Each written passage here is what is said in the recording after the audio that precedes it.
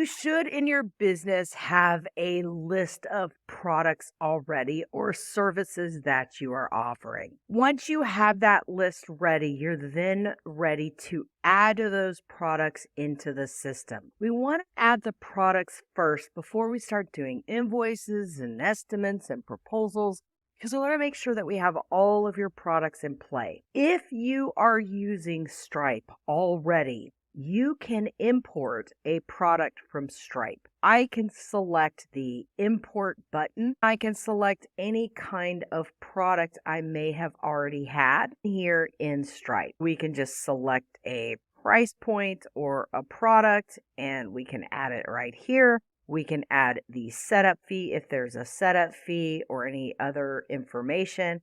And we'll go ahead and import the product and price. Once the product comes in, you'll land on the product information tab. It's going to bring in everything that it could possibly bring in from Stripe. And you can come down here and edit this. You can create different titles, descriptions. You could put an image with your product. Is it a physical good? Is it a digital good? Is it a service you offer? Then right here, you can see it's reoccurring. This price is yearly. You could just set this to one time. Any additional options, you could add a price description. Is this a membership offer? If you've done courses or if you are going to add this to a course, this is where you would select this and select the course that you might be adding this offer to. When they purchase this, it'll grant them permission to the course. And then you'll see right here any additional information, the Stripe product ID and what is brought in. One little button at the very top is going to be the online store. So if you're selling a physical product and you're bringing those in from Stripe, this is going to be included in your website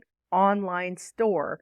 You want to turn this on. And when you turn this on, you're going to see a variants pop up where you can go in and edit that product. What this does is for the online store, allows variants, things like what size and what color, where you can add some details and pricing points related to that product. We go over that in e-commerce so you can learn more about that. Then you'll see your additional information and it just brings you back down to the additional information of where that product is. And that's how you bring in a product that's imported in from Stripe. More than likely, if you're not using Stripe, this is where you would come in and create a brand new product. You can always come back in and edit this. So maybe you haven't done the e-commerce, you're not planning on doing e-commerce, but you change your mind later. You can come in and edit this to turn this on at a later date. We definitely want to give your product, whether it be a product or service, a title. Anything related to that product can go in here as well. Complete description, links or URLs. You can create even a table in here. Maybe there's some benefits in here and you can edit the table. You can also add a URL link. When you come down here, this is where you can upload a file from your media file of your product images. So you may want to go into settings, media, and create a product file folder to upload the images of your product or images that you want to use to showcase. Then you'll see right here the product type is going to be physical goods, digital goods, service. Same thing as we did on the import. The only difference is you don't see the Stripe ID at the bottom. You're just importing a brand new product. You want to give your product a price. So if it's a service, if it's a one-time service, this is where you would add that. Is it a reoccurring product? You would add that.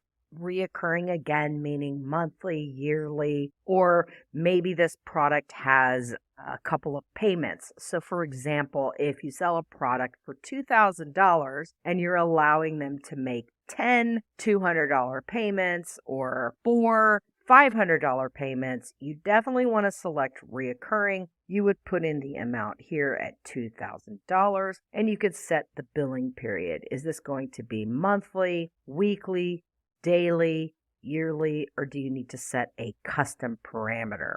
For example, if this was a $2,000 product and you were going to accept payments on a weekly basis. You could do pay period weekly. Then you would put the number of payments. If it was $2,000 and we did it for 10 weeks, we would have 10 monthly payments in here. You can also set trial periods and setup fees as well. When I go down to additional information, this is where you could put in the description, 10 weekly payments of $200 for a total of $2,000. The other thing that you can do here is if you have created a membership course, you can now include that membership offer here by selecting the dial and then selecting the specific course. You can also add another price. They could have two different options. Where would this come into play as a great example? Let's say this was a monthly price of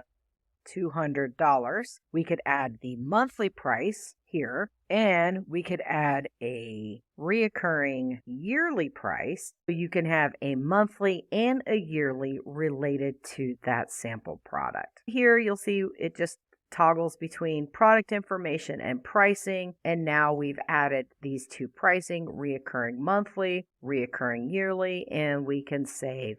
Definitely give your product a name. Let's just say monthly. We'll just say yearly as an example.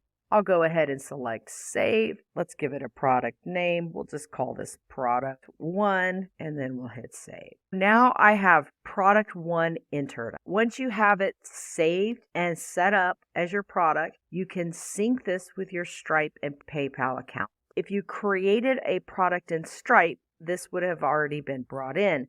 But if you wanted to bring this into your Stripe or PayPal account, you can now sync this product so it also shows up inside of your Stripe and PayPal account. Once we select save, I'm going to go ahead and go back. We're now starting to fill up a price list, which is great. So product 1 has 2 prices, products has 1 price, and package has 1 price. Again, if you put service or digital, whatever your product type is would show here. How do you edit when you put your price in? Once you've selected your price, all you've got to do is select edit. When you click edit, this is where you can go back if you decide you want to put it in your online store. If you didn't mean to put service, maybe it's a physical good, you can change all of that right here. You can make any updates and bring it in. What you'll want to do right now is make sure that you stop and go in and take the time to put in all of your products. This is going to help you as we go along through the training, so that way you have everything set up. So if you haven't set up your integrations, your tax settings, or your products, now would be a great time to add in all your products.